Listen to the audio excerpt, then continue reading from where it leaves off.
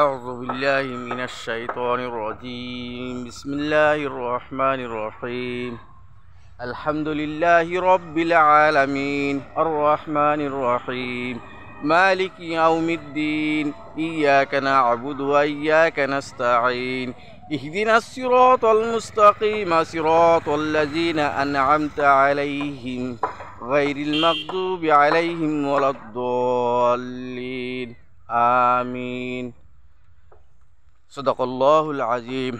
আসসালামু আলাইকুম প্রিয় দর্শক, এইমাত্র আমি যে তিলাওয়াত করলাম কোরআনে করিমের যে সূরা, এই সূরাকে বলা হয় উম্মুল কোরআন, অর্থাৎ সমস্ত কোরআনের মা। এই সূরা ফাতিহা যার নাম, এই সূরা ফাতিহা অনেক ফজিলত রয়েছে, অনেক বিমারের শিফা এই সূরা ফাতিহার মধ্যে রয়েছে। যে শরীরের বাত বিষ, হাওয়া বাতাস বা অন্যান্য অনেক বেমার, যেগুলাই নাকি আকাবিরা মুরব্বীরা যারা নাকি বিশ্বাসের সাথে এইসব মানুষের বেমার শিফার জন্য ব্যবহার করে, এতে সুফল পাওয়া থাকে। আমার আজকে আলোচনার বিষয়বস্তু এই যে সূরা ফাতিহা পড়লাম, কোনো মানুষই এই কথা কইতো না বা মাসালা দিত না যে আমার সূরা ফাতিহাটা পড়াটা ভুল হয়েছে, বা আমি এই ভিডিও করলাম, আমার নিজের চেহারা নিজের ভয়েস রেকর্ড করলাম, এটা ভুল হয়েছে, বা এতে আমার কোনো গুনাহ হয়েছে, বা ইসলাম সুন্নাহ শরীয়তের কোনো ভুল হয়েছে।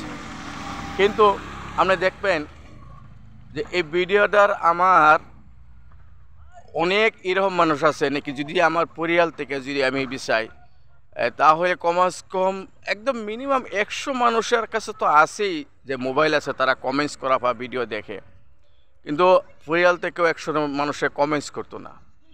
আমার জীবনে শিক্ষা জগৎ অতিবাহিত করছে, আমার শিক্ষিত সমাজে অনেক বন্ধু বান্ধবী আছে যারা নাকি আমার অনেকভাবে চিনে। আসলে আমি ভিডিও প্রস্তুত করার এক উদ্দেশ্য হল যে আমি এর থেকে 2-4 পয়সা আর্নিং হইব, মানুষের যত লাইক কমেন্ট শেয়ার করবো আমি এত আমার ইনকাম হইব। কিন্তু আমি আমার ইনকাম হয়ে যাক, আমারটাই একটু সাহায্য করবো এমন নিয়ত লিয়েও কেউ কমেন্টস করতো না,